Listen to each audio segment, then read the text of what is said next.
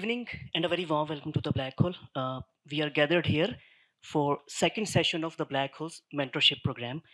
और ये mentorship program क्या है? अगर आपने कुछ हफ्तों पहले होने वाला इसका इंट्रोडक्टरी सेशन अटेंड किया हो तो आपको बखूबी इसकी गर्ज़ो गायत का अंदाज़ा होगा। मुख्तसर ये कि अगर आप अगर आप स्टूडेंट हैं और गाइडेंस चाहते हैं अपने बैचलर्स या मास्टर्स डिग्री थीसिस टॉपिक के बारे में या अपने एकेडमिक कैरियर पाथ के बारे में इन जनरल, तो ये प्रोग्राम जो है वो आपके लिए मुआवन साबित होगा, आपके लिए रहनुमाई करेगा। आज हमारे साथ जो डिस्कसर्स, जो स्पीकर्स, जो साथी मौजूद हैं, मैं उनका मुख्तसर सा तारुफ करवाता चलूँ। We have doctor Salman Toor with us. He is associate professor in scientific computing at Uppsala University, Sweden. हमारे साथ हैं Bilal Azam, his doctorate candidate in physics at Illinois Institute of Technology, Chicago. Faseem Malik हैं हमारे साथ। He too is doctorate candidate in physics at university of California, Riverside. हमारे आखिरी speaker हैं आज के मोहम्मद अली शहबाज। आप भी पीएचडी कैंडिडेट हैं in physics at university of Nevada, Reno, USA. ये तमाम साथी जो हमें कुछ ही देर में ज़ूम पे ज्वाइन करेंगे। In the meanwhile please do us a favour and turn your cell phones to silent mode so that there is no distraction. आप लोग भी इस गुफ्तगू में ज़रूर शरीक होइएगा अपने तबसरे, सवाल और सजेशंस के साथ। Just raise your hand first so that this microphone is given to you. Now I would like to invite doctor Parvez Hood भाई, जो आज के सेशन की मॉडरेशन की ज़िम्मेदारी निभाएँगे। Thank you very much.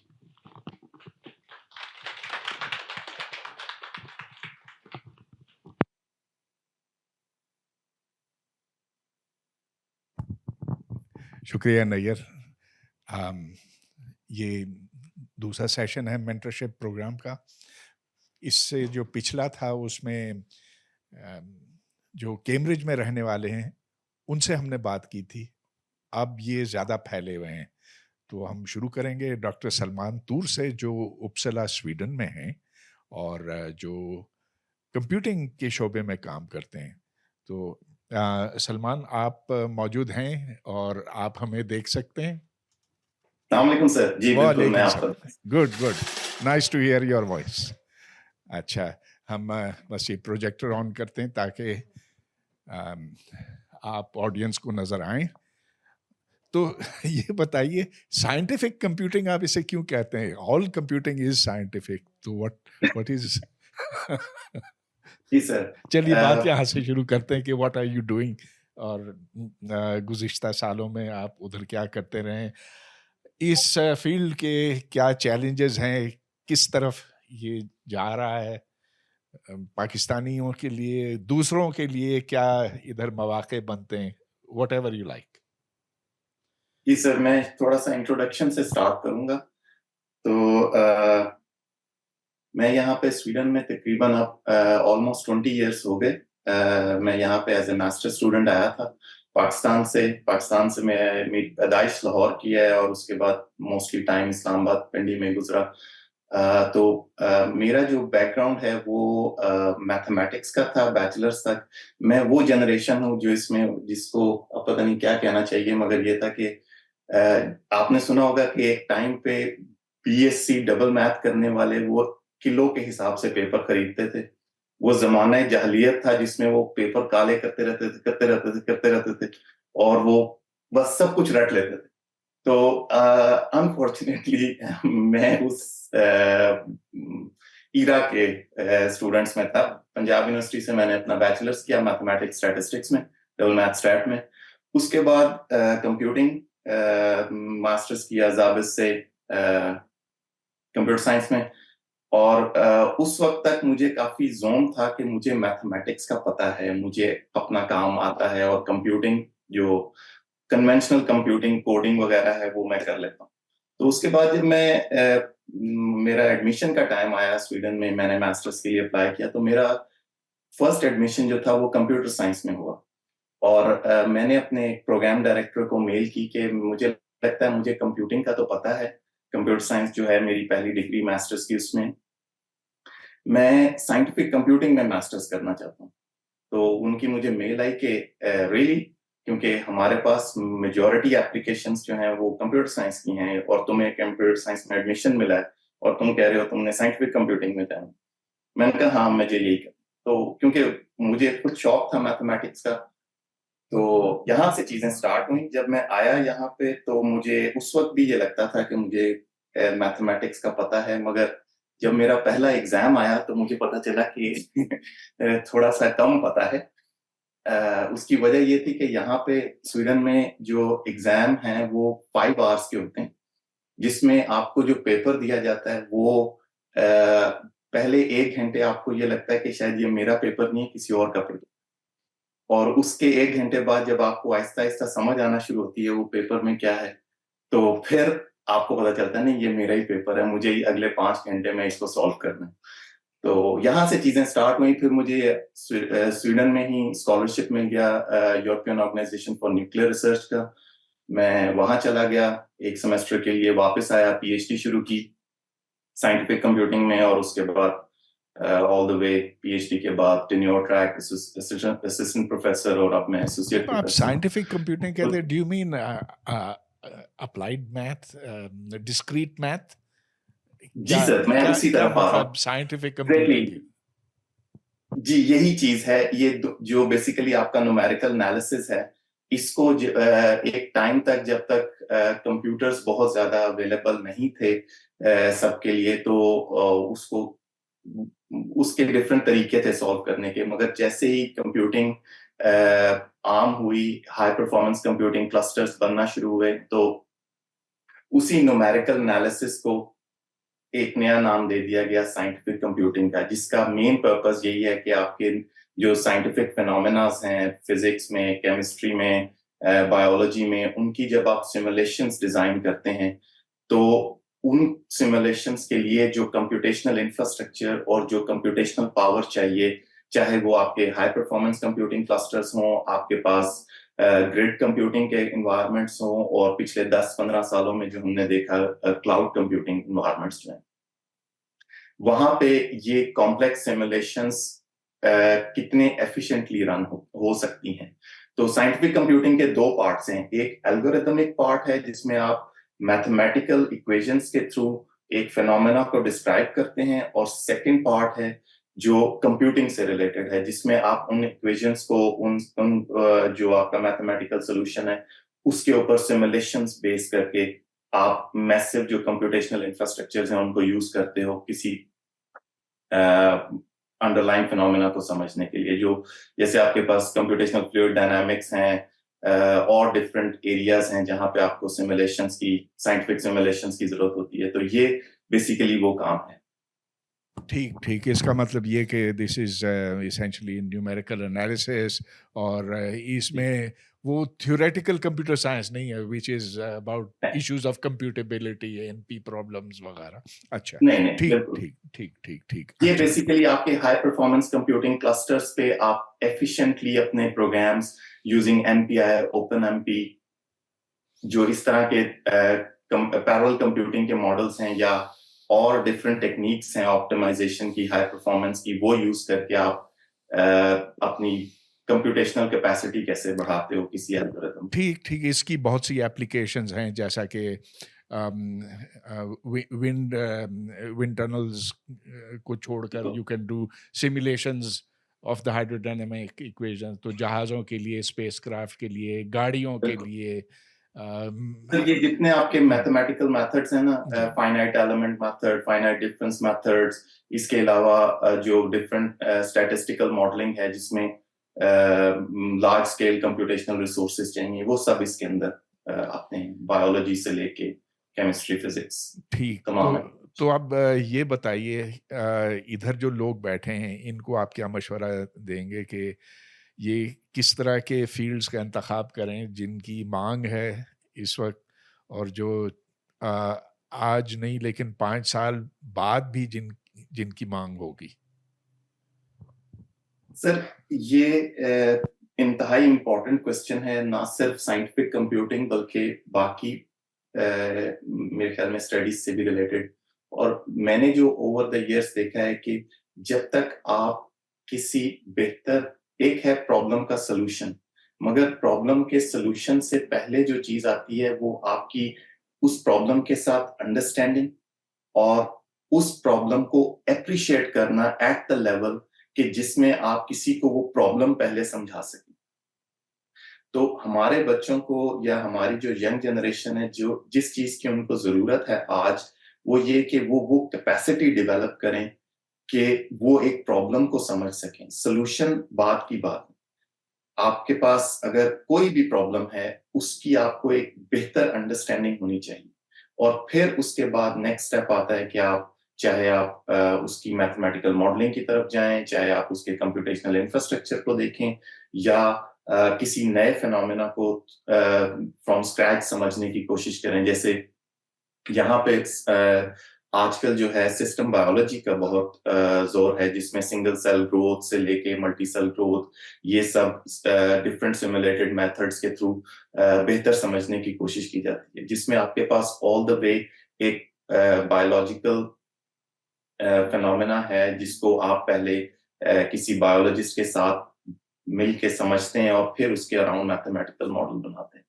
तो मेरे ख्याल में जो चीज जरूरी है, आप while you are in computer science, सबसे पहले तो हमें ये एक्सेप्ट करना है whole like with an open heart के ये कंप्यूटर साइंस एक हेल्पिंग साइंस है। हमें किसी फील्ड में जाके उस हेल्पिंग साइंस को यूज करना है। तो एज लॉन्ग एज हम अपनी एक्सपर्टीज डेवलप करते हैं किसी प्रॉब्लम को समझने में, उसके बाद डिफरेंट टूल्स हैं, डिफरेंट टेक्निक्स हैं, वो आप ओवर द इयर्स अपने लिए आप समझते हैं उनको, उनमें एक्सपर्टीज डेवलप करते हैं और फिर आगे आप उसको डेवलप करते जाते हैं। जी, बिल्कुल, बहुत मुनासिब बात है आपकी कि नए फील्ड सीखने पड़ते हैं। अब फार्माकोलॉजी ले लीजिए, उस ड्रग डिज़ाइन एंड कंप्यूटर्स, वो तो एक बहुत बड़ा इस वक़्त शोबा बन गया है। उसके लिए ये है कि आपको सिर्फ कंप्यूटर साइंस, मैथमेटिक्स नहीं आनी चाहिए।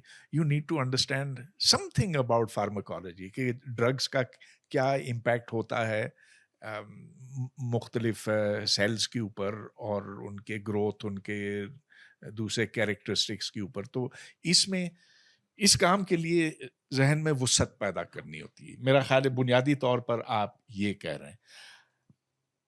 बिल्कुल सर, इसके साथ-साथ जो कुछ एप्लीकेशंस जो मैं यहाँ पे हाइलाइट कर सकता हूँ, जैसे एक प्रोजेक्ट जिसमें मैं अभी इन्वॉल्व हूँ, वो है लार्ज कैटल फार्मिंग से रिलेटेड। अब उसमें प्रॉब्लम ये है कि जब आपके पास फार्मर के पास कम जानवर होते हैं, आपके पास कम कैटल्स हैं, तो उनकी हैंडलिंग आसान है और उनके स्पेसिफिक चैलेंजेस होते हैं। जैसे हमने एक स्टडी देखी जिसमें प्रॉब्लम ये है कि जो 3-4 भैंसें हैं, वो एक ग्रुप बना लेती हैं और वो किसी एक तीसरी भैंस को बुलिंग स्टार्ट कर देती हैं। अब जो जानवर है उसने बोलना तो नहीं है। अब उसका तरीका ये होता है कि वो एक खास तरह से देखते हैं और एक खास तरह से बॉडी रब करते हैं, जिसकी वजह से जो थर्ड काव है उसकी मिल्क प्रोडक्शन कम हो जाती है। अब एक छोटे से फार्म में ये चीज़ फार्मर आइडेंटिफाई कर लेता है। मगर जिस तरह मैसिव ग्रोथ है, पॉपुलेशन ग्रोथ है, फूड की डिमांड है, आपको लार्ज कैटल फार्मिंग की तरफ जाना है और उनमें इस तरह के जो निश प्रॉब्लम्स हैं, उनको इंडिविजुअली सॉल्व नहीं किया जा सकता। उसके लिए आपको ऐसे इक्विपमेंट्स चाहिए जिनसे आप पूरे फार्म को फर्स्ट ऑफ ऑल उसकी मॉनिटरिंग कर सकें, फिर उसके बाद ऐसी मॉनिटरिंग हो जिसमें आप इस लेवल तक देख सकें कि किस तरह ये ग्रुपिंग हो रही है और आपको किस वक्त इंटरवीन करके उस ग्रुप को खत्म करना। ये प्रिडिक्टिव एनालिसिस है, ये ज्यादा मशीन लर्निंग की तरफ जाता है, मगर in the end of the day ये सब मैथमेटिकल मॉडलिंग है बेस्ड ऑन इनपुट डेटा जो आप कलेक्ट करते हैं। वेरी इस तरह के इंटरेस्टिंग। डेयरी बहुत से और फार्मिंग, प्रोजेक्ट्स हैं। Dairy farming and artificial intelligence ठीक ये है। जोड़ कौन सोच सकता था कि बनेगा, लेकिन चलिए अच्छी बात है। जी, तो आगे बिल्कुल। चलते हैं, और मेरा यहाँ पे ख्याल है 3D हम कैमरास यूज हो रहे हैं इस काम के लिए, हाँ, जो कि काफी एक्सपेंसिव हैं और वो काफी ज्यादा डेटा जनरेट कर सकते हैं। जी, जी। अच्छा, अब हम आपकी तरफ वापस लौटेंगे, लेकिन अब मेरा ख्याल है कि शहबाज़ की तरफ चलते हैं। अली शहबाज़, आप वहाँ पर मौजूद हैं, तो गुड टू सी यू। आप अच्छा इनका बड़ा कर दीजिए। अच्छा, खुद आप शहबाज़, आप अपना कुछ बोलें तो वो बड़ा हो जाएगा।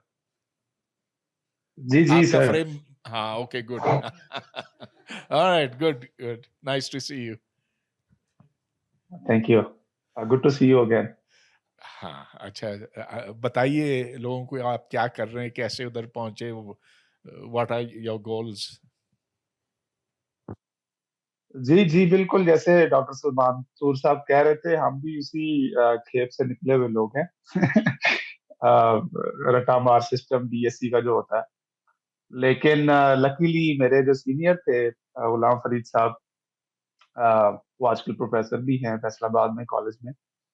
तो उन्होंने मुझे परवेज साहब के ही नोट्स जो है वो थमा दिए। कहते कि अगर तुमने फिजिक्स सीखनी है ना तो कायद आज़म यूनिवर्सिटी चले जाओ, और ये जो आपके मेरेकल फिजिक्स 101 के वर्चुअल यूनिवर्सिटी के नोट्स थे, और मुझे कहा कि इनको पढ़ लो और ये लेक्चर्स हैं इनको सुन लो। तो बस किस्मत अच्छी थी, अ, उनको पढ़ा और उसके बाद कायद आज़म यूनिवर्सिटी में अप्लाई किया, एडमिशन मिल गया एमएससी में। वहां जाके पता चला कि बहुत सी चीजें तो हमें आती नहीं है। मसलन मुझे याद है पहली दफा जिंदगी में जो हमने इम्तिहान फेल किया, वो पहला सेशनल था डॉक्टर एस के इस्माइल साहब का, इलेक्ट्रोडायनामिक्स का। और तब हमें पता चला कि हमें तो स्फेरिकल कोऑर्डिनेट्स भी नहीं आते कि होते क्या है। और ये एमएससी का स्टूडेंट है। तो अपनी औकात समझ में आई तो फिर ज्यादा पढ़ना शुरू किया। एमएससी कंप्लीट की और उसके बाद एमफिल में डॉक्टर मंसूर साहब, डॉक्टर रियाज साहब के पास मैं गया था पहले। तो रियाज साहब से मैंने कहा कि मैंने पार्टिकल थ्योरी में और एस्ट्रोफिजिक्स से दोनों दोनों में मेरी दिलचस्पी है। वही कि कायनात को बड़े पैमाने पे भी जानना चाहता हूँ और कायनात को इंतहाई छोटे पैमाने पे भी जानना चाहता हूँ। तो एस्ट्रो पार्टिकल थ्योरी जो है वो मेरा शौक है। तो उन्होंने उस वक्त मुझे इन्फ्लेशन का तारुफ दिया, इन्फ्लेशनरी कॉस्मोलॉजी में। उन्होंने बताया कि तुम ये दोनों काम कर सकते हो। कुछ अरसा मैंने, कुछ अरसा से मुराद है कि 1 महीना शायद, अ, थोड़ा सा उनके साथ उनसे सीखा चीजों को। फिर मेरा ख्याल है नथिया के लिए समर स्कूल था और वहाँ पे डॉक्टर मंसूर साहब आए थे, और रियाज साहब ने कहा कि अगर तुम मंसूर के साथ काम कर लो तो ज्यादा बेहतर होगा, मेरी तबीयत ठीक नहीं रहती। ये मैं 2012 की बात कर रहा हूँ। तो मंसूर साहब का मैं पहला स्टूडेंट हूँ एमफिल में। उनके साथ फिर मैंने इन्फ्लेशनरी कॉस्मोलॉजी में एमफिल कंप्लीट किया। अ, और जैसा कि हमारी मिडिल क्लास या लोअर मिडिल क्लास की रवायत है, हम सरकारी नौकरी को बहुत प्रेफर करते हैं। तो मेरे घर वाले, मेरे दोस्त अहबाब भी कहते थे कि यार तुम इतना पढ़े लिखे हो, तुम एमएससी कर चुके हो, तो क्यों नहीं तुम सरकारी नौकरी की तरफ जाते, सीएसएस दे दो, पंजाब सर्विस कमीशन का कोई इम्तिहान दे दो। तो खैर, आप कितनी देर तक रेजिस्ट कर सकते हैं, क्योंकि हमारे एक मसला ये भी रहता है कि आप जब एक खास उम्र को पहुंचते हैं तो घर वाले जो है ना वो उनकी डिमांड्स काफी बढ़ जाती है। तो मैंने अप्लाई किया पंजाब पब्लिक सर्विस कमीशन में और सिलेक्शन हो गई लेक्चरर के तौर पे, और उन्होंने मेरी पोस्टिंग कर दी शोरकोट जिला झंग में, जो कि कागज यूनिवर्सिटी से काफी दूर है। पूरा साल एमफिल का जो रिसर्च का है वो मैंने सफर में गुजारा है। हर हफ्ते या दूसरे हफ्ते मुझे जाना पड़ता था। बहरहाल एमफिल कंप्लीट करने के बाद हमारे गवर्नमेंट ऑफ पंजाब के जो रूल्स हैं उसके मुताबिक आपको 5 साल सर्विस करना पड़ती है।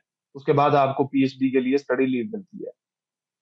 तो वो 5 साल जो थे वो कुछ ब्यूरोक्रेसी के चक्कर में 8 साल हो गए। और 8 साल के बाद फिर मौका मिला यहाँ यूनिवर्सिटी ऑफ नेवाडा में आने का। 2021 में मेरा यहाँ पे एडमिशन हुआ। अ, जब यहाँ पर आया था तो शौक वही था कि जी कॉस्मोलॉजी करनी है, थियोरेटिकल फिजिक्स करनी है, वो जो हाई किस्म के आपके गोल्स होते हैं और ड्रीम्स होते हैं। लेकिन यहाँ आगे पता चला कि थियोरेटिकल फिजिक्स जो है उसमें तो फंडिंग ही नहीं है, और फंडिंग बुनियादी चीज होती है अगर आपने पीएचडी करनी है।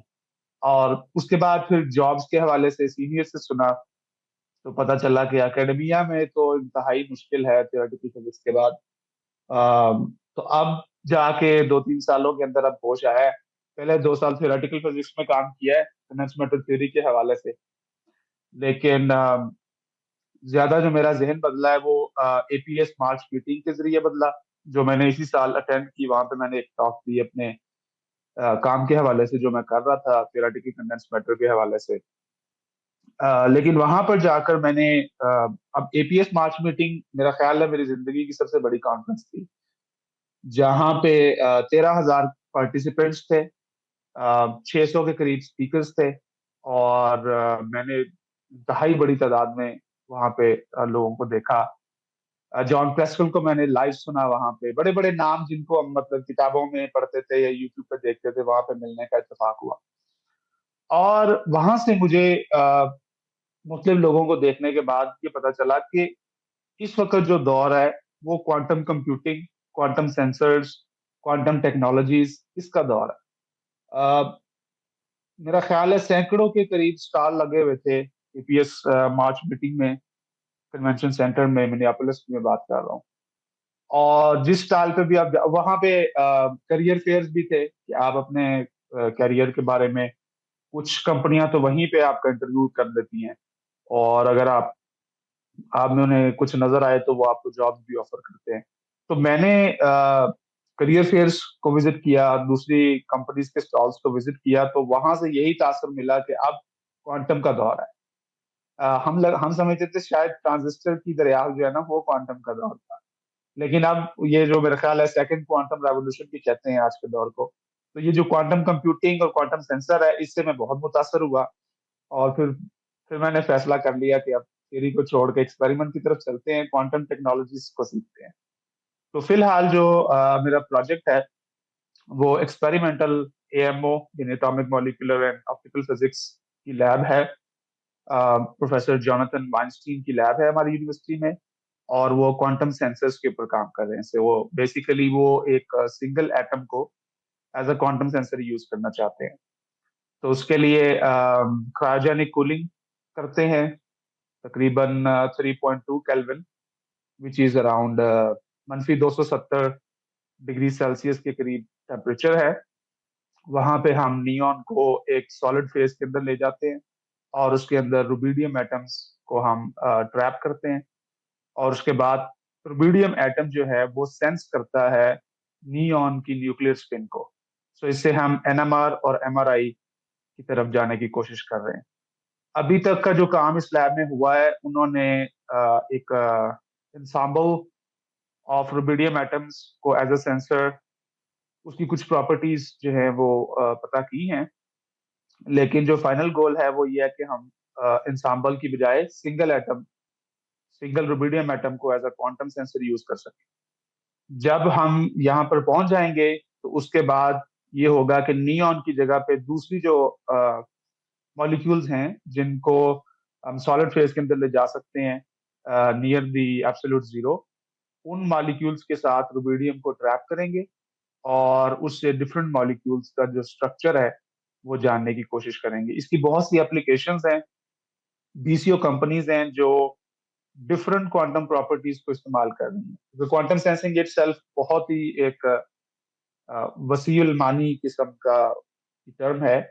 बहुत से लोग मुख्तलिफ तरह से इसको डिफाइन करते हैं, लेकिन मेन मकसद यही है कि जो क्वांटम प्रॉपर्टीज हैं, प्योरली क्वांटम प्रॉपर्टीज, जैसे कि हम जो है वो क्वांटम स्पिन को अपने लैब में यूज कर रहे हैं एज अ सेंसिंग मैकेनिज्म। कुछ लोग जो हैं वो सुपर फ्लूइड को इस्तेमाल कर रहे हैं, कुछ सुपर कंडक्टर्स को इस्तेमाल कर रहे हैं, कुछ जो है वो क्वांटम एंटेंगलमेंट को इस्तेमाल कर रहे हैं। मिसाल के तौर पे एनवी सेंटर्स जो हैं, नाइट्रोजन वैकेंसी सेंटर्स, वो सरफेस फिजिक्स को इस्तेमाल करते हैं। तो देयर आर डिफरेंट मैकेनिज्म के जिसके जरिए क्वांटम सेंसिंग की जाती है। तो ये यहीं तक मेरा ठीक है, बहुत तारुफ था। बहुत माकूल फ़ैसला था मेरा ख़्याल है आपका कि आप इंस्ट्रूमेंटेशन, क्वांटम सेंसिंग की तरफ गए। देखें, इसकी एप्लीकेशंस लामहदूद हैं, गिनी नहीं जा सकती। अब जो मेडिकल इंस्ट्रूमेंटेशन है, आप किसी भी अस्पताल में चले जाएँ, यहाँ तो ऐसे-ऐसे इंस्ट्रूमेंट्स हैं जो आपको जिस्म की हालत के बारे में यूँ चुटकी बजाने में बता देते हैं। अब जैसा कि ऑक्सीजन सेंसर है, वो भी तो एक क्वांटम सेंसर है, जिसकी अभी शहबाज बात बता रहे थे। तो वो आप अपनी उँगली पर लगाते हैं ना, आपको पता है उसके अंदर क्या है? अच्छा, मुझ पे जब लगा, मैं अस्पताल गया, मैंने नर्स से पूछा कि कैसे काम करता? नहीं पता। डॉक्टर से पूछा, नहीं पता। टेक्नीशियन से पूछा, नहीं पता। अच्छा, किसी को नहीं पता कि ये चीज़ें कैसे काम करती हैं, लेकिन सब उससे इस्तिफ़ादा करते हैं। लेकिन है क्या उसमें? लेज़र्स हैं जो अ, 2 लेज़र्स हैं और वो एक्साइटेशन पैदा करते हैं, जो उनकी डिफरेंस फ्रीक्वेंसी है, उसको फिर मेज़र की जाती है और उससे फिर आपको पता चलता है कि कितनी ऑक्सीजन है आपके खून के अंदर, वगैरह-वगैरह। लेकिन हाँ, बड़ा अच्छा फ़ैसला आपका शहबाज़। एंड कितना वक़्त बाकी है आपके पीएचडी में? अच्छा, मैं नहीं, अक्सर अच्छा, अपने जवाब नहीं स्टूडेंट देना से भी कहता हूँ कि ये अच्छा सवाल नहीं है, पीएचडी स्टूडेंट से नहीं करना हाँ, चाहिए। Okay, good. लेकिन देखें, ये जो असल बात, हाँ, जो वैल्यूएबल बात यहाँ से निकलती है ना, कि क्वांटम मैकेनिक्स और ये जो एब्स्ट्रैक्ट किस्म की फिजिक्स है, जो एक ज़माने में एब्स्ट्रैक्ट चीज़ हुआ करती थी, अब तो ये हमारे रोज़मर्रा के इस्तेमाल में आने लगी हैं। एक और मिसाल मैं आपको देता हूँ, एंटी पार्टिकल्स का आपने सुना होगा। हुँ, जब ये जब इसकी पेशन गोई हुई आज से 100 साल पहले, लोग कहते थे, अरे ये क्या चीज़ है? ये तो एक बस एक ख़याली चीज़ ही है। अब पॉज़िट्रॉन इलेक्ट्रॉन टोमोग्राफी, वो तो अस्पतालों में इस्तेमाल होती है ट्यूमर्स डिटेक्ट करने के लिए। उसमें ये है कि एक पॉजिट्रॉन जो एंटी इलेक्ट्रॉन है, वो इलेक्ट्रॉन के साथ जब जुड़ जाता है तो वो दोनों खत्म हो जाते हैं, उनमें से रोशनी निकलती है। उस रोशनी को देखकर आप जान सकते हैं कि ट्यूमर कहाँ-कहाँ है। तो ये सारी चीज़ें। ठीक, तो अब चलते हैं बिलाल की तरफ, बिलाल आज़म। बिलाल, आप कुछ बोलेंगे तो स्क्रीन बड़ी हो जाएगी। अस्सलाम वालेकुम sir. Okay, nice good, to good, see you good. Again. Good to see you. Chicago में मौसम कैसा है? कदरे बेहतर हो गया। कदरे कदरे बेहतर हो बेहतर, यानी कि सर्दी है, गर्मी है? यहाँ यहाँ का मौसम काफी बेतबार है। 2 दिन पहले काफी शदीद सर्दी थी, अब ये है कि गर्मी है, एक आधे दिन से, कल से धूप निकली हुई हम तो आपको सिर्फ ये बता सकते हैं कि इधर गर्मी की शिद्दत रोज बरोज बढ़ती जा रही है। अच्छा, तो बताइए अपने है। बारे में, और क्या कर रहे हैं और क्यों कर रहे हैं? जी। तो जैसे डॉक्टर सलमान और अली भाई ने बात की, मेरा ख्याल है कि हम लोग सब लोग एक ही खेत की मूलियां हैं, वही बीएससी डबल मैथ फिजिक्स और फिर आगे पीएचडी वगैरह। लेकिन मेरा थोड़ा सा मामला फर्क ये है कि मैं बीएससी में रखना चाहता था। मेरा शुरू से रुझान उर्दू और फारसी लिटरेचर की तरफ ज्यादा रहा है, तो मैं बीएससी में उर्दू रखना चाहता था। वो बाय चांस, लेकिन शुरू से घर में है कि डॉक्टर सलाम का जिक्र अक्सर होता रहा था अबू जी वगैरह के जरिए, और तो अबू ने कहा कि नहीं जी, फिजिक्स रखते हैं, फिजिक्स और मैथ रखते हैं, उर्दू करना चाहो तो साथ साथ कर लेना। बहरहाल उन्होंने मुझे बीएससी डबल मैथ फिजिक्स रखवा दी। तो बस वहां से फिर आहिस्ता आहिस्ता गवर्नमेंट कॉलेज साहिवाल से मैंने एमएससी की फिजिक्स में ही। वहां पर कुछ अच्छे साथी मिले, थोड़ा सा शौक पैदा हुआ। दरमियान में इस दौरान मेरा फिर मैंने कायद अज़म यूनिवर्सिटी के लिए भी अप्लाई किया, एमफिल के लिए, लम्स के लिए भी अप्लाई किया। कायद आज़म का टेस्ट मैंने 2 दफा फेल किया, वहां मेरा हुआ नहीं एडमिशन। तो लम्स में इस दौरान मुझे एडमिशन मिल गया। वहां पर कुछ अच्छे साथी मिले, डॉक्टर सभी हैं, डॉक्टर मकबूल आपके साहब का तालिब इल्म है, परवेज साहब के, डॉक्टर फरियाद वगैरह। लेकिन जब वहां पर गए तो माहौल बिल्कुल फर्क था। हम लोग बीएससी में, एमएससी में 100 में से 80 80 90 90 नंबर लेके जाने वाले लोग, और जब लम्स में जाके क्वांटम मैकेनिक्स पढ़ी तो 100 में से वो कह रहे हैं कि सी ग्रेड बड़ी मुश्किल से उस वक्त आया। तो अब वाकई ख्याल हुआ कि नहीं, अब थोड़ा सा ना संजीदा होकर चीजों को देखना चाहिए। लेकिन एक अच्छा माहौल मिला वहां पर। फिर आहिस्ता आहिस्ता प्रोग्रामिंग पहली दफा मैंने वहां पर जाके सीखी, क्वांटम मैकेनिक्स होती क्या है, क्लासिकल मैकेनिक्स क्या है। बहुत सारी चीजें ऐसी हैं जो मैंने जिंदगी में शायद पहली दफा वहां जाकर उनको समझने की कोशिश की या हमें समझाया गया। तो मास्टर्स मैंने वहां पर किया कॉजल सेट कॉस्मोलॉजी में। कॉजल सेट कॉस्मोलॉजी बुनियादी तौर पर क्वांटम ग्रेविटी की ही एक कह लें कि एक सब डोमेन है, क्वांटम ग्रेविटी के लिए ही एक अप्रोच है। मेरे एडवाइजर डॉक्टर मकबूल अहमद का काम उसी में था, डार्क एनर्जी से रिलेटेड। डार्क एनर्जी की जो वैल्यू हम आजकल देख रहे हैं या उसके उसके अंदर जो एक फाइन ट्यूनिंग प्रॉब्लम है थ्योरी और ऑब्जर्वेशन की साइड पर वो क्यों आती है। उसके बाद मैं चाहता तो कॉजल सेट कॉस्मोलॉजी को ही परसू करना था। कुछ इंटरेस्ट कॉस्मोलॉजी में ऐसा, जैसे अली भाई ने कहा कि ये चीज़ें ऐसी फील्ड्स हैं जो आपको बहुत फैसिनेट करती हैं शुरू में, लेकिन फिर आहिस्ता आहिस्ता आपको शायद अंदाजा होने लगता है या आपके इर्द गिर्द जो लोग होते हैं वो आपको समझाते हैं, आपको पता लगता है कि नहीं, दुनिया में और भी करने के लिए बहुत कुछ है और आपको अपने अपने अपनी काबिलियत और अपनी मेहनत सारी चीज़ों को ध्यान में रखते हुए फील्ड्स वगैरह देखनी चाहिए। तो बहरहाल मेरा कॉजल सेट कॉस्मोलॉजी में भी इधर यूएस में एडमिशन हो गया था और भी एक दो जगहों पर हुआ, लेकिन इत्तेफाक ही इसको कहना चाहिए कि जिस जगह पर मेरा कॉस्मोलॉजी में एडमिशन हुआ उन्होंने मुझे कहा कि आप 6 महीने के लिए एडमिशन डेफर कर लें। लेकिन इस दौरान फिर मैं इधर आईआईटी में आ गया।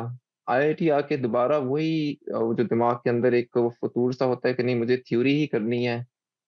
यहाँ पर आके कोर्स वर्क वगैरह किया, प्रोफेसर से मिले, लेकिन अमेरिका के भी वही मसाइल की थ्योरी में फंडिंग नहीं है और मैं थोड़ा सा वो कह लें कि सहल प्रस्त वाकया हुआ हूँ। वो मुझे कहते हैं कि आपको 5 साल टीएशिप करनी पड़ेगी। मैंने कहा नहीं, 5 साल टीएशिप तो खैर मैं नहीं कर सकता। आ, तो फिर मैंने और मुख्तलिफ ऑप्शंस एक्सप्लोर किए यहाँ पर। और अगर ये भी इत्तेफाक ही कहूंगा कि मुझे उस दौरान एक आरशिप ऑफर हुई आर्गन और फर्मी लैब की कोलैबोरेशन में। एक अमेरिका का एक एक्सपेरिमेंट है, डीप अंडरग्राउंड न्यूट्रिनो एक्सपेरिमेंट के नाम से।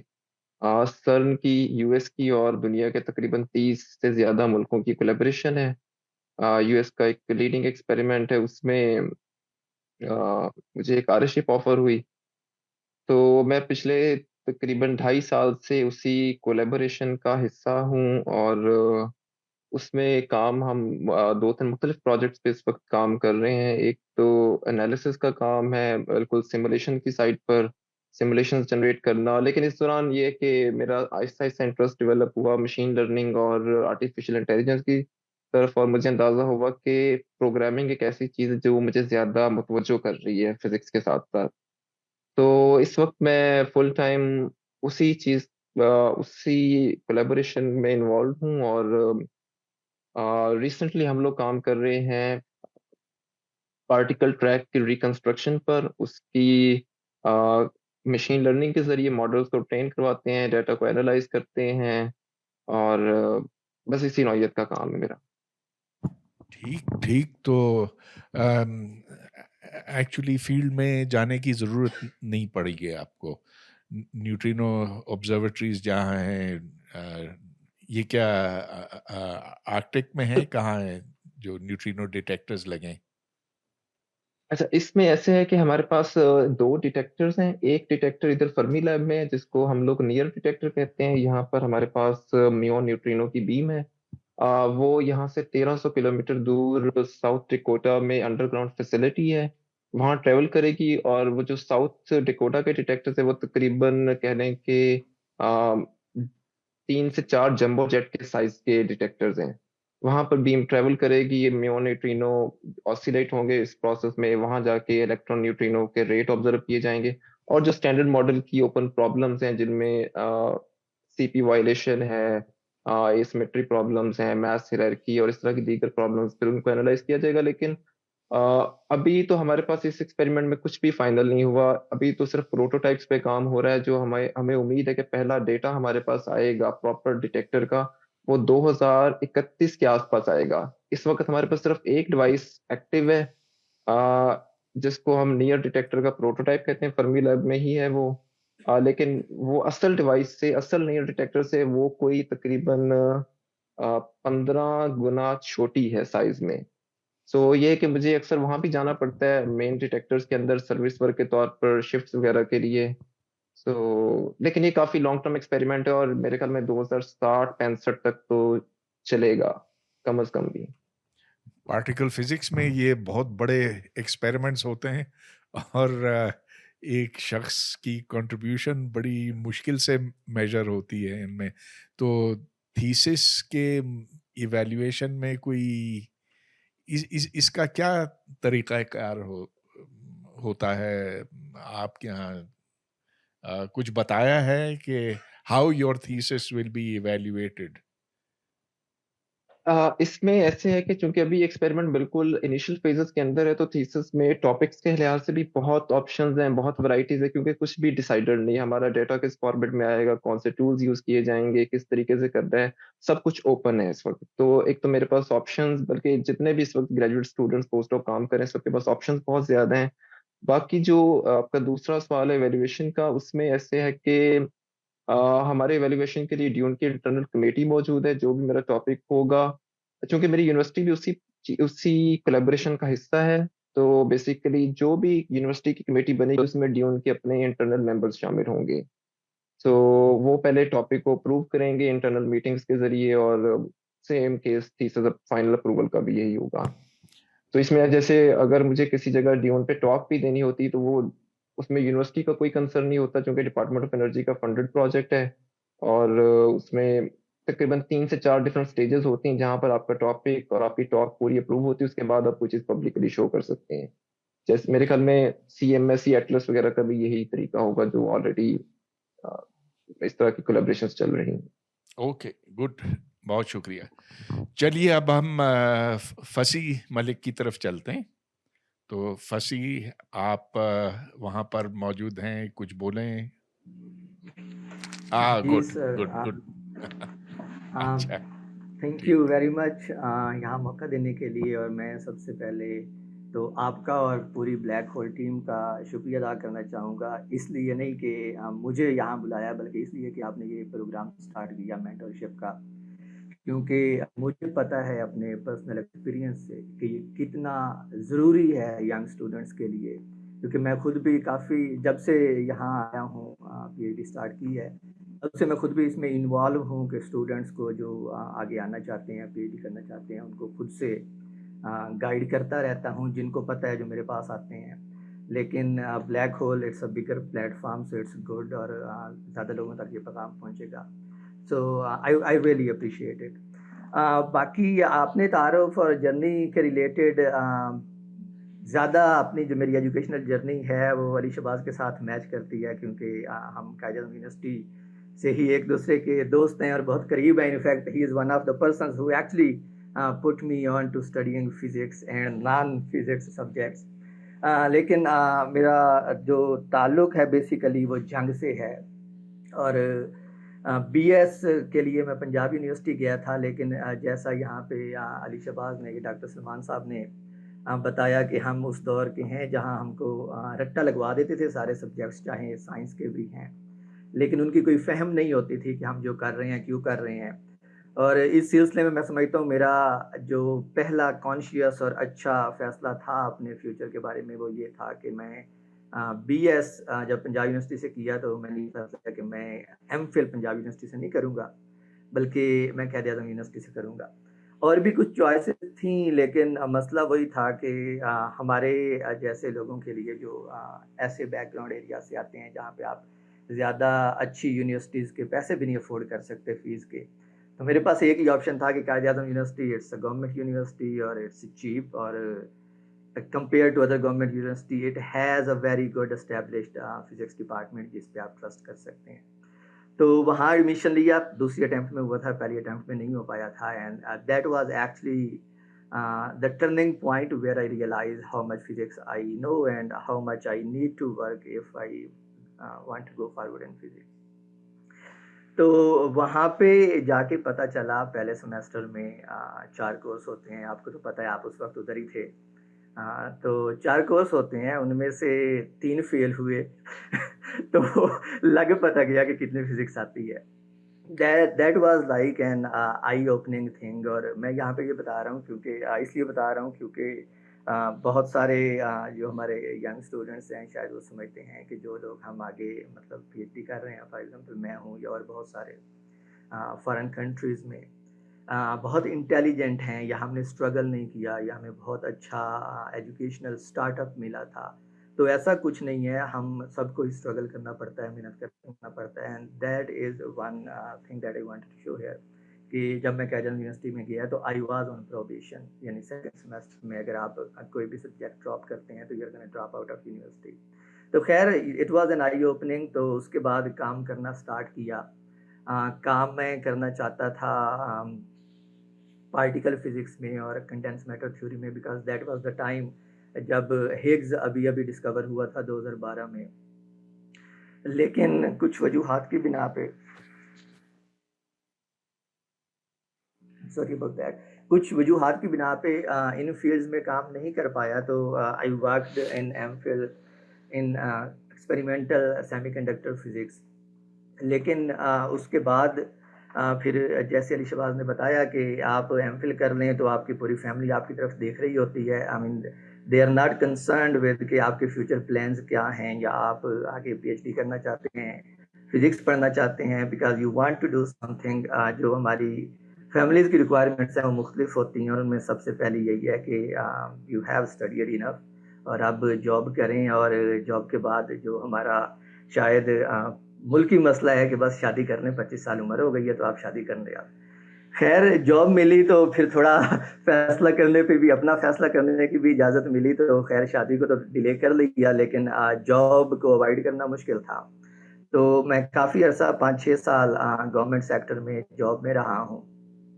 लेकिन उसके साथ-साथ जो एक काम मैंने किया, आई न्यू कि if I want to do physics I have to have good grip on the fundamentals of physics. और कॉलेज में पढ़ाने के साथ-साथ एक काम जो कंसिस्टेंटली मैंने किया वो यही था कि मैंने फिजिक्स पढ़ना नहीं छोड़ी। इट्स नॉट लाइक कि जैसा हमारा मेजॉरिटी ऑफ कॉलेज टीचर्स के साथ होता है कि आपकी जॉब लग गई है तो you are like now professor और अब आपको पढ़ने की ज़रूरत नहीं है। ऐसा नहीं है, मैं कंसिस्टेंटली साथ-साथ तैयारी करता रहा, जीआरई के एग्ज़ाम दिए, खासकर फिज़िक्स के। And I didn't appear just once, I appeared 3 times, 4 times actually, because when I got the Fulbright scholarship, they made me take it the last time and they paid for it. But तो बताने का मकसद ये था कि consistently I was working for it, and finally I got Fulbright scholarship और यहाँ आया।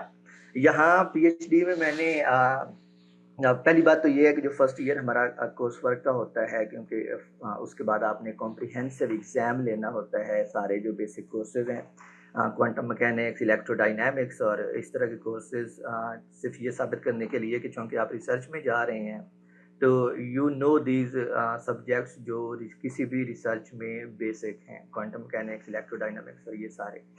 उसके बाद मैं जो रिसर्च मैंने स्टार्ट की वो स्टार्ट की थी एस्ट्रोफिज़िक्स में, और मैंने इसमें 6 महीने काम किया, और जो मेन फ़ोकस था वो स्टेलर एवोल्यूशन के ऊपर था। इनको एस्ट्रोफिज़िक्स की टर्म में ग्लोबुलर क्लस्टर कहते हैं।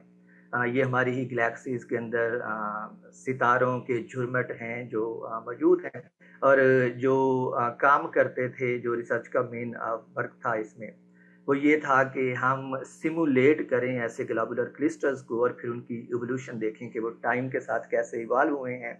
और गोल यही था कि बिग बैंग के बाद से जो भी हमारी यूनिवर्स की एवोल्यूशन है, उसमें हम ये देखें कि हमारे सोलर सिस्टम के अंदर ये ग्लोबुलर क्लस्टर्स जो हैं ये किस वक़्त बने हैं और कैसे टाइम के साथ ये इवॉल्व हुए हैं। इसमें जैसा कि मैंने बताया कि ज़्यादा जो आप ज़ाहिर है it's a kind of subject जिसमें आप बाहर स्पेस में जाकर तो ऑब्जर्वेशन नहीं कर सकते, तो आपको सिमुलेट करने पड़ते हैं ऐसे सिस्टम प्रोग्रामिंग के अंदर, and that was my first encounter with programming. और चूँकि मैं हमेशा से, मैंने आपको बताया कि एमफिल में भी मैं theoretical physics, specifically particle physics या फिर कंडेंस्ड मैटर थ्योरी में काम करना चाहता था। और ये जो काम था मेरा, आइडिया यही था कि जो एस्ट्रोफिज़िक्स है it will be somewhat related to particle physics और कॉस्मोलॉजी, क्योंकि जो बेसिक प्रिंसिपल्स हैं वो तो वही यूज़ होते हैं कॉस्मोलॉजी के। लेकिन जो मैंने देखा वो ये था कि इसमें प्रोग्रामिंग का बहुत ज़्यादा हाथ है, and I was at that point not ready to go into programming. जो मेरे माइंड में चीज़ थी वो ये थी कि I want to do some real like hardcore physics, pen और पेपर थ्योरेटिकल फिजिक्स में वो करना चाहता हूँ। तो मैंने स्विच कर लिया प्रोग्रामिंग से जान छुड़ाने के लिए कंडेंस मैटर थ्योरी में, और मैंने अपने एडवाइज़र से उस वक़्त बात की जब रिसर्च स्टार्ट करने से पहले, तो he talked to me about a couple of problems in theory of condensed matter जो सुपर कंडक्टर्स और टू डायमेंशनल मटेरियल्स के रिलेटेड थे। तो it fascinated me, there was a lot of physics down there to learn, और मैंने field switch कर लिया। Only to realise कि पहले मैं प्योरली प्रोग्रामिंग कर रहा था, वो ग्लोबुलर क्रिस्टल्स जो एस्ट्रोफिज़िक्स में रिसर्च थी। अब मैंने रियलाइज़ किया कि अब मैं पहले कई महीने लगा के थ्योरी का एक प्रॉब्लम सॉल्व करता हूँ, और फिर उस प्रॉब्लम को सॉल्व करने के लिए, because there comes a point where you can't solve your problem by analytical methods. और मुझे एडवाइज़र ने कहा कि भई अब आपको प्रोग्रामिंग के ज़रिए ये प्रॉब्लम सॉल्व करना होगा। मिसाल के तौर पे आप कोई भी मटेरियल लें, तो जो पहला काम होता है वो आप उसका डिस्पर्शन रिलेशन कैलकुलेट करते हैं, एनर्जी और मोमेंटम के दरमियान। तो उसमें अब जब आप interactions, electron electron interaction for example include करते हैं, तो आपके जो फ्री पैरामीटर्स हैं जिनके ऊपर आपकी एनर्जी डिपेंड कर रही है, it's not just momentum, there are lot more parameters, और वो पैरामीटर्स जब बहुत ज़्यादा हों, जैसे कि मैं जो अभी प्रॉब्लम सॉल्व कर रहा हूँ उसमें 7 पैरामीटर्स हैं in addition to parameters of momentum space. तो आप उसको एनालिटिकली सॉल्व नहीं कर सकते and you have to write code. तो सारी कहानी बताने का मकसद ये था कि जिस चीज़ से जान छुड़ा के मैं कंडेंस मैटर थ्योरी में आया था, वो चीज़ अब मुझे करनी पड़ रही है in addition to the theoretical work. जो बात मैं यहाँ पे बताना चाह रहा हूँ यूथ को, वो जैसे डॉक्टर सलमान ने कहा और बिलाल ने कहा और अली ने, तकरीबन हम सारे ही ये काम कर रहे हैं, और वो ये चीज़ है कि you can't take programming out of modern research. और उसकी रीज़न यही है कि जो साइंटिफिक, अगर आप देखें, अगर आप फिज़िक्स की ही बात करें, तो जो गुज़श्ता 100 साल से हुआ है, एक सदी में, जितनी भी थ्योरेटिकल एस्पेक्ट्स थे या बेसिक्स थे जो आप पेन और पेपर के साथ एनालिटिकली कर सकते थे, दे हैव बीन डन। और अब अगर आपको आगे चलना है तो आपको कंप्यूटेशन के ऊपर रिलाई करना होगा। There is no way out of it कि आप कोई साइड का रास्ता लेके निकल जाएँ। तो इट्स वेरी इम्पोर्टेंट कि जो हमारी यूथ आ रही है आगे और जो रिसर्च करना चाहती है, चाहे किसी भी फील्ड में हो, इट्स बेसिक कि वो अच्छा अपने सब्जेक्ट पे ऊपर अच्छा अबूर हासिल करने के साथ-साथ उनको ये भी पता हो कि जो बेसिक कुछ हैं पाइथॉनिक इसके प्रोग्रामिंग के हमारे पास टूल्स जैसे पाइथॉन है या मैथमेटिका है या ऐसे और टूल्स हैं, मैटलैब है। इनके ऊपर अगर सारे नहीं तो कम से कम किसी एक के ऊपर उनका लाज़मी तौर पे अबूर हो। और बिकॉज़ इसके अब तो बल्कि आप यूँ कहें कि आप किसी एडवाइज़र से रिसर्च के लिए बात करते हैं, तो वो सबसे पहली बात जो आपसे पूछते हैं, how many programming languages do you know? क्योंकि उनको पता है कि जो थ्योरेटिकल एस्पेक्ट्स हैं, research is different, it's you are not going to take an exam कि जहाँ आपको कुछ सवाल सॉल्व करने हैं, लेट्स से किसी भी सब्जेक्ट के, क्वांटम मैकेनिक्स के। रिसर्च इज़ डिफरेंट, अगर आपको कोई चीज़ नहीं आती तो you can always go back and look up into the books, whatever you need and you can implement that on your research. लेकिन प्रोग्रामिंग एक ऐसी चीज़ है जिसको हम सबको पता है कि इट टेक्स टाइम, कि जब आप इसको सीखते हैं, तो इवन जो आपके एडवाइज़र हैं वो भी आपको सबसे पहले यही पूछते हैं कि आपको कौन-सी लैंग्वेजेज़ आती हैं। तो ख़ैर मैं अब पहले एनालिटिकली सॉल्व करता हूँ अपने प्रॉब्लम को, और फिर उसी को प्रोग्रामिंग के ज़रिए सॉल्व करता हूँ, ताकि उसकी एनर्जी कैलकुलेट की जा सके। कंडेंस मैटर थ्योरी में होता यूँ है कि आप कोई भी जब क्रिस्टल लेते हैं, तो उसका डिस्पर्जन रिलेशन कैलकुलेट करके उसको फिर फाइंड करते हैं कि इसकी मिनिमम एनर्जी क्या है, जो ग्राउंड स्टेट एनर्जी कहलाती है। और फिर और वो हम फाइंड करते हैं ज़ीरो टेम्परेचर के ऊपर, और फिर उसको जब उस ज़ीरो टेम्परेचर के ऊपर सिंपल प्रॉब्लम सॉल्व हो जाता है, तो फिर हम उसको नॉन ज़ीरो टेम्परेचर की तरफ लेके जाते हैं।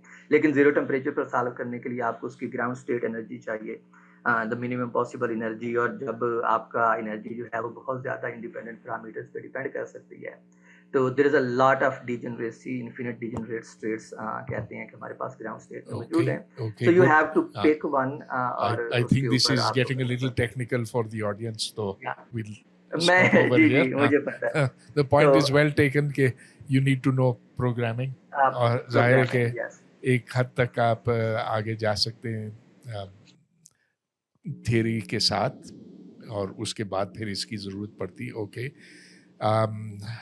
आगे क्या करना है आपको?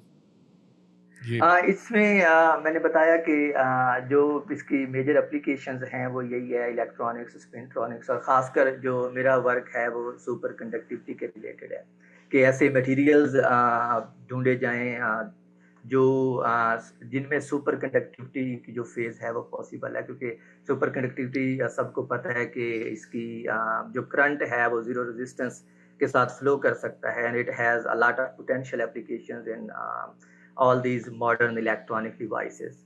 So that's basically what I'm looking for. कि theoretically ऐसे मॉडल बिल्ड किए जाएं और मटेरियल ढूंढे जाएं जो ऐसी सुपर कंडक्टिविटी और ऐसी फेजेस को जनरेट करते हैं जिनको हम यूज़ करते हैं मॉडर्न इलेक्ट्रॉनिक्स में। Good, very nice. तो इससे कई बातें पता चली। एक तो ये कि GREs भी बहुत ज़रूरी है। जो लोग जाना चाहते हैं बाहर तो they should do well at the GRE graduate record examinations. दूसरा ये कि एक कोर करिकुलम होता है तमाम अमेरिकन यूनिवर्सिटीज़ में हर सब्जेक्ट में, और जो एग्ज़ाम्स होते हैं वो आपको मजबूर करते हैं कि आप ग्रेजुएट कोर्सेज पढ़ें, पास करें, और वो फिर आपकी बुनियाद बनती है for research in everything else that you do. अच्छा, तो ठीक है, वीव हैड दीज 4 प्रेजेंटेशंस, और अब ऑडियंस के लिए सवाल जवाब, जो भी कुछ पूछना चाहे अगर आगे आ जाएं तो अच्छा होगा।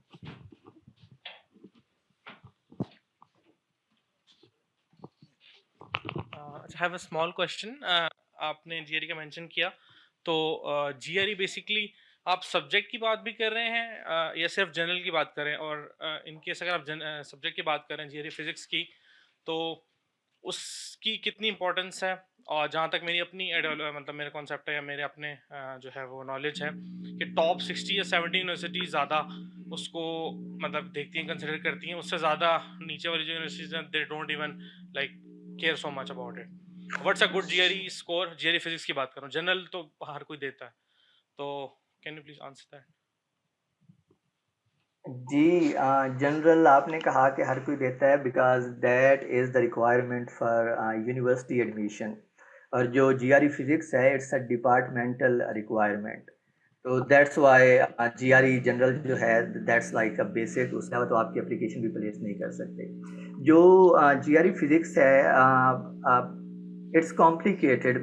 बहुत सारी यूनिवर्सिटीज़ जो इवन अब US में भी हैं वो GRE फिजिक्स को वेव भी कर देती हैं, जो टॉप टियर यूनिवर्सिटीज़ हैं वो तो नहीं कर रही अभी, बट यहाँ पे कंपेन भी काफ़ी टाइम से चल रही है कि GRE को वेव किया जाए।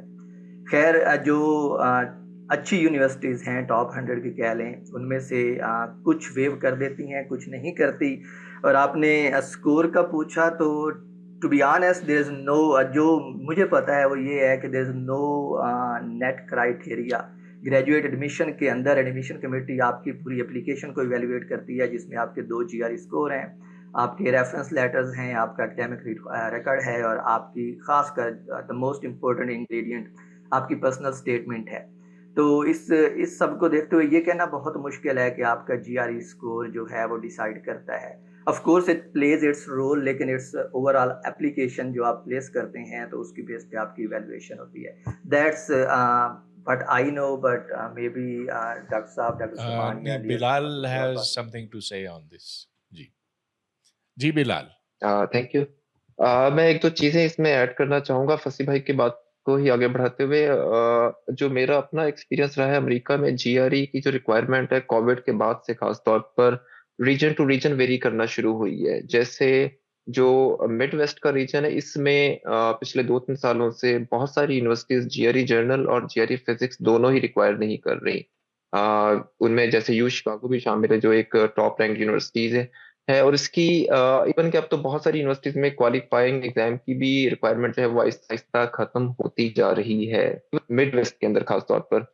उसकी वजह ये रही है कि पिछले कुछ 2-3 सालों से APS की इंटरनल मीटिंग्स के अंदर भी ये बात मुसलसल उठाई जा रही है कि जो हमारा कोर्स वर्क है US यूनिवर्सिटीज का, वो भी वही काम करता है जो क्वालिफाइंग एग्जाम करता है या जो GRE करता है।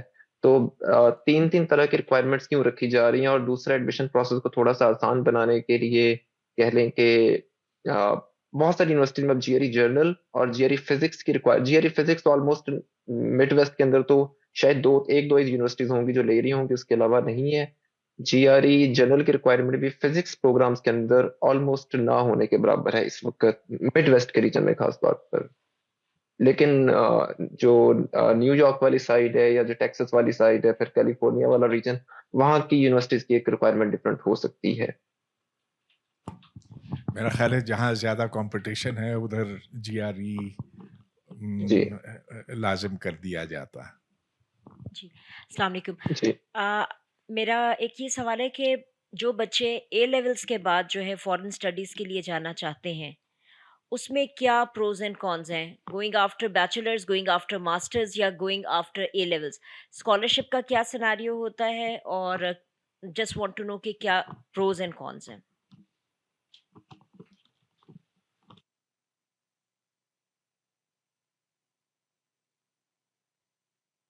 सवाल किसी से भी हो सकता है, आप anyone who wants to answer.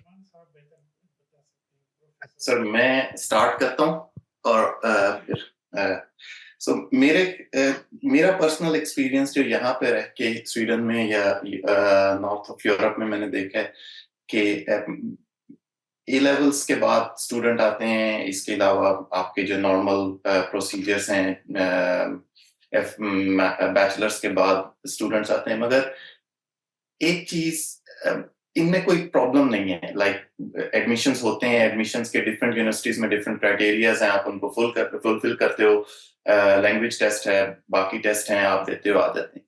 मगर एक चीज जो ओवर द इयर्स मैंने यहाँ पे देखी और मेरे ख्याल में ये पेरेंट्स के लेवल पे एक इम्पॉर्टेंट चीज है कि आपको थोड़ा-सा ये देखना होता है कि आपका बच्चा जो वो इतना मैच्योर हो चुका है कि वो इंडिपेंडेंटली चीज़ों को समझ सकता है। क्योंकि जिस कल्चर से वो आ रहा होता है, जहाँ पे वो आता है, वो बहुत डिफरेंट होता है। लाइक मैं जब स्वीडन आया तो मेरी चॉइस थी, पढ़ाई ठीक है मुझे करनी है, मगर फिर मेरी एक सोशल लाइफ भी है और उसमें मैं अब अकेला हूँ। मैंने सारी उम्र फैमिली के साथ गुज़ारी है और अब मैं अकेला एक कमरे में रह रहा हूँ। It is my choice now कि मैं किसी डांस क्लब में जाऊँ या मैं मस्जिद में चला जाऊँ और नमाज़ पढ़ूँ। तो आपको थोड़ा-सा जो जो एकेडमिक साइड से हट के मेरे ख्याल में ये चीज़ भी कंसिडर करनी चाहिए कि बच्चा इस लेवल पे है, मास्टर्स लेवल पे श्योर आप एक मैच्योरिटी आ जाती है। आप 22 इयर्स के बाद आप ट्रैवल कर रहे हो, आपको पता है आपने क्या करना है, कैसी ज़िंदगी है, क्या है, कैसे आप माहौल में हो। मगर उससे पहले आपको, क्योंकि जब यंग हैं उसमें बहुत सी और चीज़ें हैं, तो ये एक चीज़ है जो कंसिडर ज़रूर करनी चाहिए थोड़ी-सी कि जो बच्चे आ रहे हैं वो बाकी चीज़ों को किस तरह देखते हैं। अपार्ट फ्रॉम दैट जब आप एजुकेशन की तरफ आते हो तो मेरे नहीं ख्याल में बहुत ज्यादा डिफरेंस है। और लाइक यूके साइड पे तो ये चीज ज्यादा बेहतर तरह से इंटीग्रेट हो जाती है, नॉर्थ यूरोप में भी कोई प्रॉब्लम नहीं होती आपको। तो मेरे नहीं ख्याल में सब्जेक्ट वाइज या एजुकेशन वाइज कोई ऐसा चैलेंज है। आप अगर बैचलर्स करके आ रहे हो, ए लेवल्स करके आ रहे हो, या इवन मैं जैसे आया था आज से काफी अर्सा पहले, मगर मैंने मास्टर्स किया था और उसकी वजह ये थी कि आप बीएससी में 2 साल, उस वक्त बीएससी 2 साल की होती थी। तो 2 साल बाद आप किसी जगह अप्लाई नहीं कर सकते, आपको एक मास्टर्स चाहिए जो आप लोकली करते हो। तो इस तरह की चीजें हैं, मगर ये है कि मेरे नहीं ख्याल में ये कोई इतना बड़ा चैलेंज है या कोई चीज है जिसमें आपको वरी करनी चाहिए। बाकी या बाकी दोस्त कुछ ऐड करना चाहें इसमें?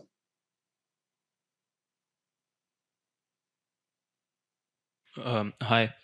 सो मेरा सवाल फिज़िक्स के जो पीएचडी कैंडिडेट्स हैं उनसे स्पेशली। तो सवाल ये है कि हमारे यहाँ रेफ़रेंस लेटर्स जो हम अप्लाई करते हैं अमेरिका में, तो 3 रेफ़रेंस लेटर पर एप्लीकेशन चाहिए। बहुत ज़्यादा बन जाते हैं अगर आप कम से कम 3-4 जगहों पे अप्लाई करें तो। अब दूसरा ये है कि नेचुरल साइंसेज़ में हमारे यहाँ फ़ैकल्टी कोई इतनी बेहतर यहाँ पे टू बी ऑनेस्ट है नहीं, 1-2 इदारों को छोड़ के। तो अब जो पंजाब यूनिवर्सिटी या फिर आप पंजाब यूनिवर्सिटी से के अलावा गुजरात यूनिवर्सिटी है फॉर एग्जांपल, उस जिसने वहाँ से अपना बैचलर कंप्लीट किया है, वो किसी ऐसे प्रोफेसर से लिखवाएगा जिसके साथ उसने रिसर्च थीसिस किया है, और उसको अमेरिका में कोई ज़्यादा लोग, उसको तो पाकिस्तान में शायद ज़्यादा लोग ना जानते हो, अमेरिका तो बहुत दूर की बात है। तो फिर अब इसका हल ये एक मतलब निकलता हुआ नज़र आता है कि आप अप्लाई करने से 1 साल पहले या फिर अपने एमफिल के दौरान बीएस के लेवल पे, वो वैसे अमेरिका में जाना थोड़ा मुश्किल हो जाता है पाकिस्तानी स्टूडेंट्स के लिए, अगेन 1-2 इंस्टीट्यूट्स को छोड़ के। तो आप 1 आध साल पहले अमेरिकन प्रोफेसर्स को रीच आउट करें, उनको पूछें, उनके मतलब ईमेल्स वगैरह करें। तो अब इस बारे में आप कैसे यानी कि गाइड करेंगे कि ये अच्छा स्टेप है, और अगर ये अच्छा स्टेप है तो उनको कैसे रीच आउट किया जाए उनके साथ? क्या वो मीटिंग के लिए इतना टाइम निकाल लेंगे एक एमएच और बीएस के स्टूडेंट को, जो है वो जिसने बीएस किया हुआ है, उसको आधा घंटा या 15 मिनट वो मीटिंग करें और असेस करने के लिए टाइम दें कि वाकई तुम कुछ जानते भी हो या नहीं? Thank you. Anyone from PhD candidates?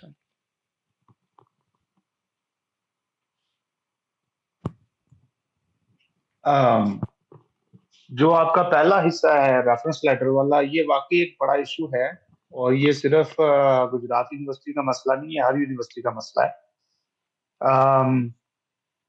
एक तो हमारे प्रोफेसर्स, चंद अच्छे प्रोफेसर्स को छोड़ के उनका कोई जाती मसला भी होता है स्टूडेंट्स के साथ।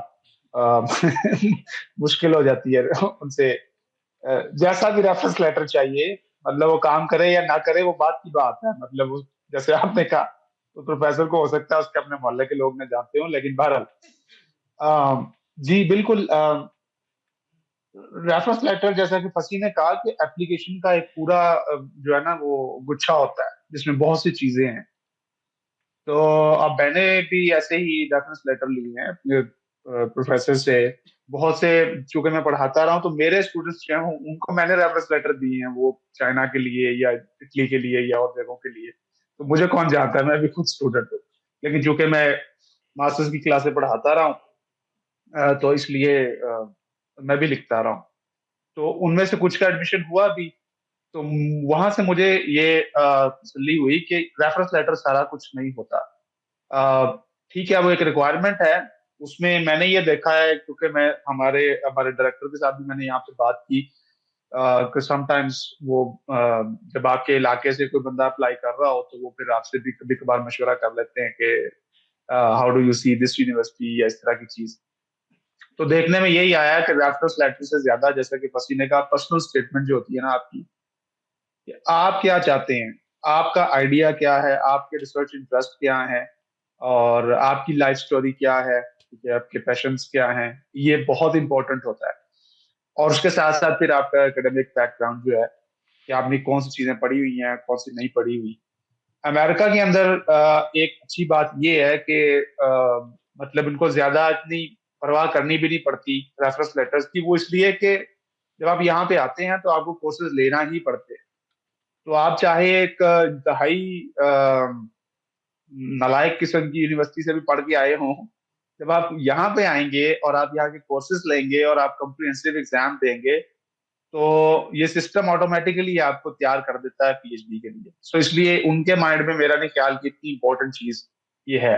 ऑफ कोर्स टॉप स्कूल्स का मुझे नहीं मालूम, वहाँ की डायनामिक्स और तरह की है। मैं दूसरा सवाल आपका जो था वो किस हवाले से था? वो दूसरा मैं सवाल ये था कि मैं एडमिशन से पहले एक आध प्रोफेसर को जिस यूनिवर्सिटी में अप्लाई कर रहा हूँ उनकी फैकल्टी में से रीच आउट करूँ, तो अपने रिसर्च थीसिस के हवाले से, तो अगर वो टाइम निकाल सकते हैं मुझे कंसिडर करने के लिए। उसमें भी मेरा तजर्बा ये है कि ये बड़े अच्छे लोग हैं, they are very nice people.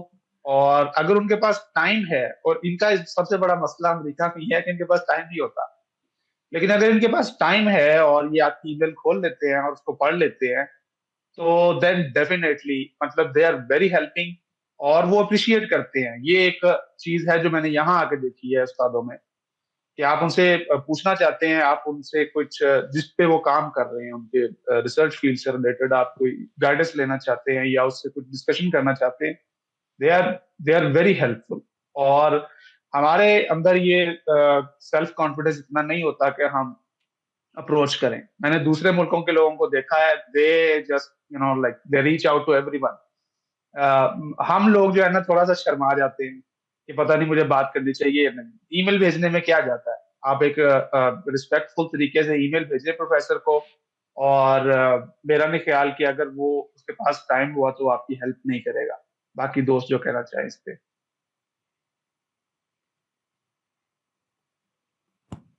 कोई थैंक यू वेरी मच। बस वो ये कहना था, मैं गुजरात यूनिवर्सिटी का वैसे ही नाम ले लेता हूँ, नेशनल यूनिवर्सिटी ऑफ कीनिया कह देता हूँ तो ताकि ऐसा ना डेफेमेशन का केस आ जाए मुझे। ठीक, कोई हेलो।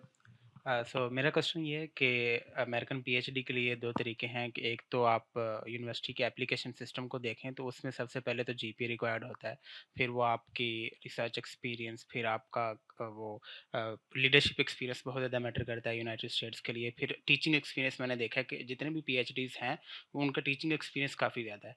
तो फिर रेफरेंस लेटर और एक काफ़ी लंबा प्रोसीजर के बाद भी जाके रिजेक्शन आना, वो काफ़ी लेंथी काम होता है। तो जीआरई भी उसमें काफ़ी रिक्वायरमेंट देखी जाती है। तो दूसरा तरीका ये है कि जो मैंने कुछ अपने सीनियर्स को देखा करते हुए, कि आप बस प्रोफेसर्स को अप्रोच करो, तो प्रोफेसर अगर एक्सेप्ट कर लेता है तो उसके बाद वो यूनिवर्सिटी में वो प्रोफेसर सिर्फ रिसर्च एक्सपीरियंस देखता है, तो उसके बाद फिर उसके लिए आसान हो जाता है यूनिवर्सिटी में एडमिशन लेना। तो इसके बारे में मैंने पूछना था कि जो पीएचडी स्टूडेंट्स हैं वो जब गए हैं तो उन्होंने कौन सा ट्रैक फॉलो किया है, और अगर प्रोफेसर एक्सेप्ट कर लेता है तो यूनिवर्सिटी के लिए कितना आसान होता है।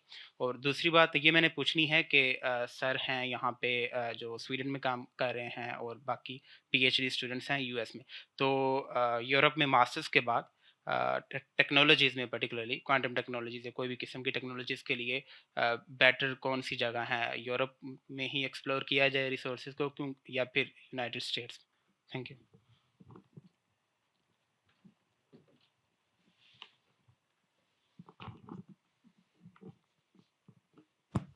Okay, anyone?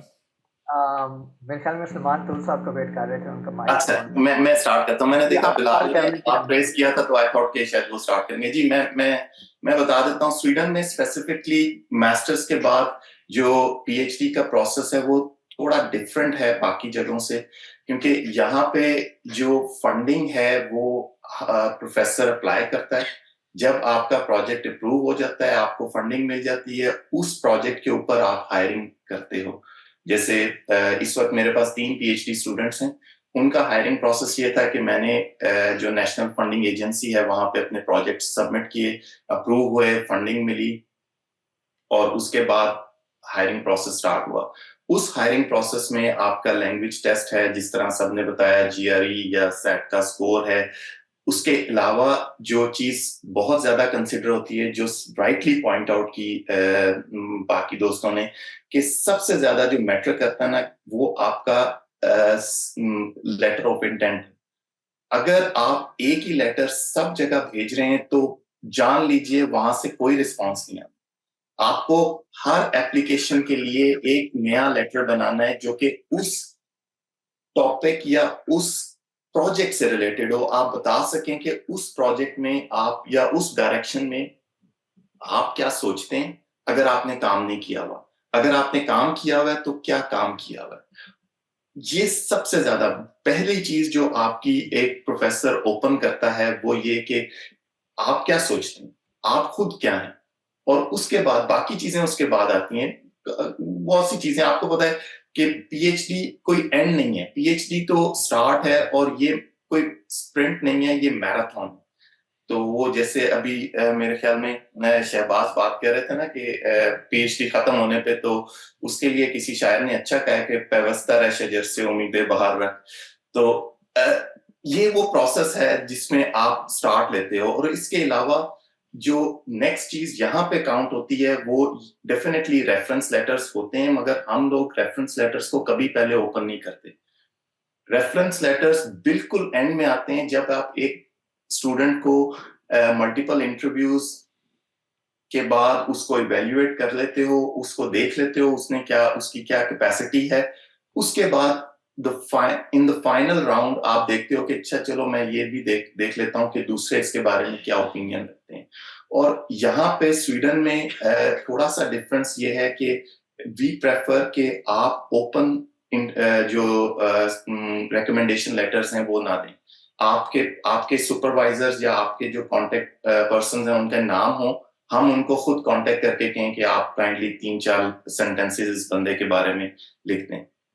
डिफरेंट रीजन्स हैं यूएस में, बाकी जगहों पे शायद ये डिफरेंट हो, मगर हमारे यहाँ पे जो प्रोसीजर है उसमें आपको सिर्फ ईमेल एड्रेस और जो भी रेफरेंस है उनका कांटेक्ट इन्फॉर्मेशन देनी है, और उस वहां से हम खुद उनको कांटेक्ट कर लेते हैं, क्योंकि वी बिलीव के जब आप एक बंदे से पर्सनल लेवल पे बात कर रहे हो तो उसके लिए बात करना, खुल के बताना स्टूडेंट के बारे में थोड़ा सा आसान होता है।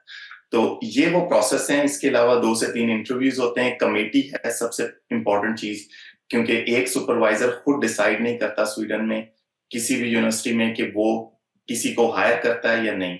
आपके पास कैंडिडेट्स हैं, आप कमेटी इवेल्युएट करती है, टॉप 3 कैंडिडेट्स सुपरवाइजर को दिए जाते हैं कि भाई ये वो लोग हैं जो कि कॉम्पिटेंट हैं, इनमें से अब तुम देख लो किसको लेना है, क्योंकि आप थोड़ी बहुत चीजें ऊपर नीचे होती हैं, कंपैटिबिलिटी ये वो आप बात करके देख लेते हैं। तो ये यहाँ पे प्रोसेस है, और ये ऑलमोस्ट इसी तरह है। आप केटीएच चले जाएं, Royal Institute of Technology Uppsala आ जाएं, लुंड आ जाएं, केटीए ये जो लिंकशोपिंग आ जाएं, ये बड़े इदारे हैं यहाँ पे जो टॉप 100 में भी आते हैं। यहाँ पे इसी तरह का ये प्रोसेस है जिसमें आप चीजें करते हैं। अरे बहुत मुनासिब बात है।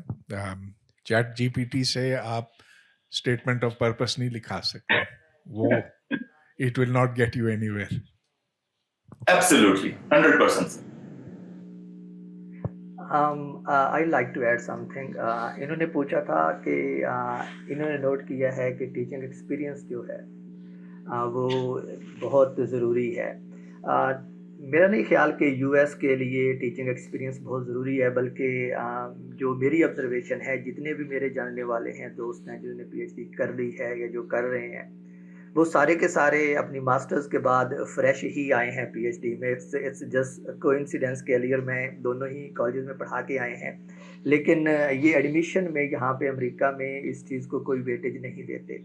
हाँ, अगर आपके पास टीचिंग एक्सपीरियंस है तो you can use it in such a way कि इट मॉडिफाइज और it strengthens your application.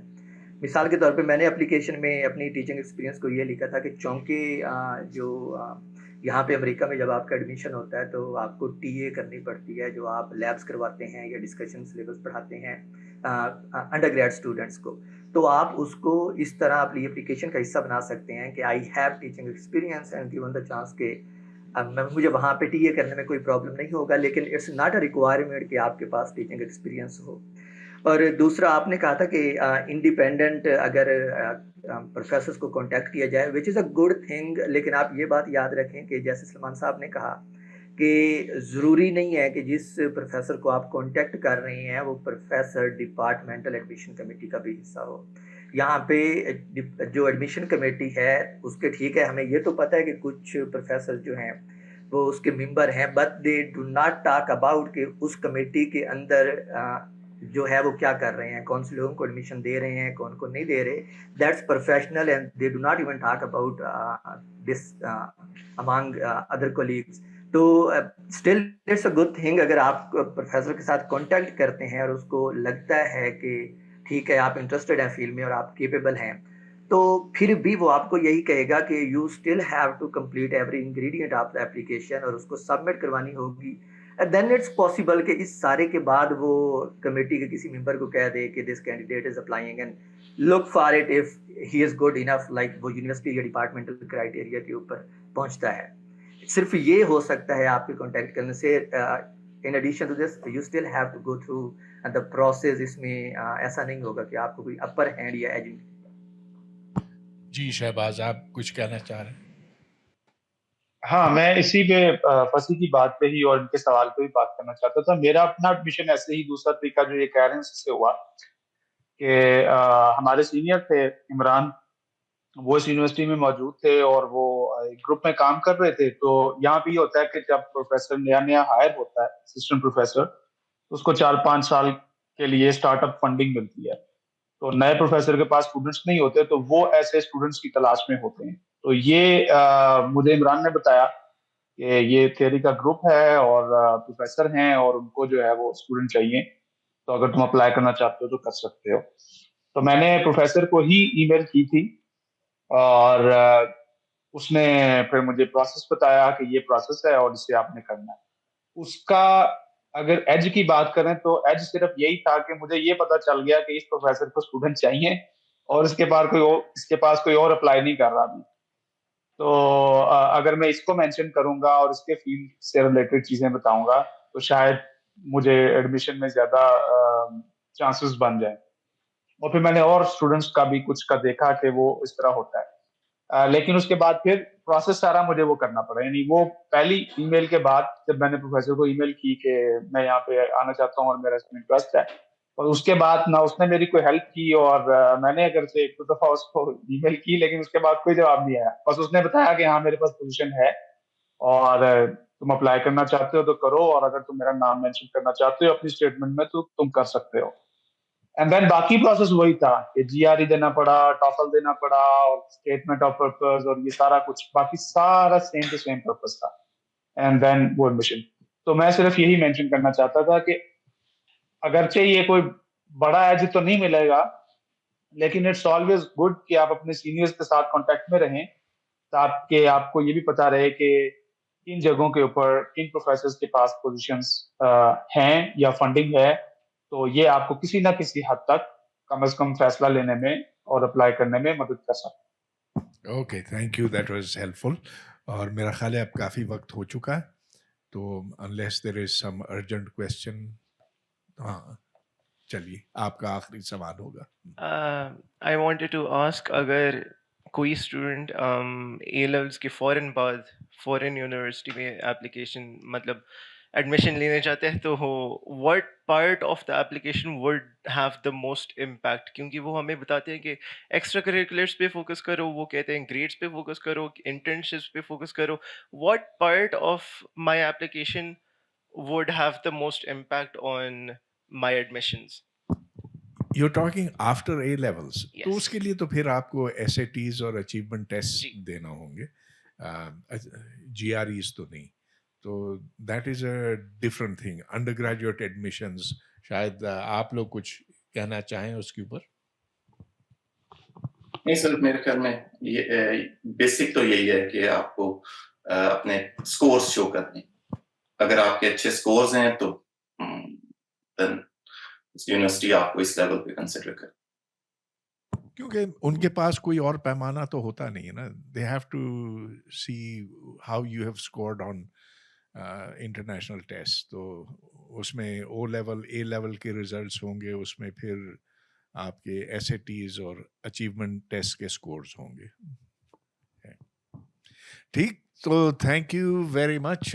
Thank you Salman. एक चीज है जो मैं मेंशन करना चाहता हूँ क्विकली एंड में अपने दोस्तों के लिए कि आप देखें दुनिया बदल गई है। ये सिर्फ एक तरीका नहीं है दुनिया में एडमिशंस में अप्लाई करने का या एक अच्छा इंप्रेशन क्रिएट करने का। आप में से बहुत सौ को पता है कि मीडियम एक प्लेटफॉर्म है जहां पे आप ब्लॉग पोस्ट्स देते हो।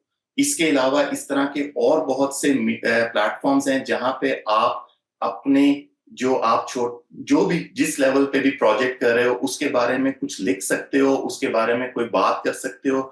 आपके पास सोशल नेटवर्क प्लेटफॉर्म्स हैं जो कि कैरियर ओरिएंटेड किस्म के हैं, वहां पे आप अपना प्रोफाइल बना सकते हो और फिर इन सब चीजों को अपनी एप्लीकेशन में यूज कर सकते हो, ये दिखाने के लिए कि आप जिस चीज पे काम कर रहे हो आपको उसकी कितनी समझ है। सिर्फ जो आपके पेपर्स हैं या आपका जो टेक्स्ट है जो आप एप्लीकेशन में दे रहे हो वो शायद आप उससे ज्यादा भी कुछ कर सकते हो बाकी चीजों के साथ ऐड करके। फॉर एग्जांपल हमने प्रोग्रामिंग की बात की। मेरे पास जब यहाँ पे इवैल्यूएशन के लिए एप्लीकेशंस आती हैं, मैं अगर प्रोग्रामिंग से रिलेटेड टास्क है तो मैं सबसे पहले देखता हूँ कि इस बंदे के ने कभी गिटहब यूज किया है कि नहीं, वर्जनिंग सिस्टम का इसको कोई अंदाजा है या नहीं। अगर उसका गिटहब रेपो ही नहीं है या जो स्टैंडर्ड तरीका है जो शुरू में बताया जाता है वो मिसिंग है, इट मीन्स के वहां पे वो चीज नहीं है जो मैं देखना चाहता हूं एज एन इवेल्युएटर। तो सिर्फ आप अपनी एप्लीकेशन में जो डॉक्यूमेंट्स हैं या जो चीजें हैं उन तक महदूद ना रहें। आपको थोड़ा सा अपने सराउंडिंग में देखना है वो कौन से प्लेटफॉर्म्स हैं, वो कौन सी चीजें हैं जो ऑनलाइन अवेलेबल हैं जिनको आप यूज करके अपनी एप्लीकेशन को ज्यादा स्ट्रांग बना सकते हैं।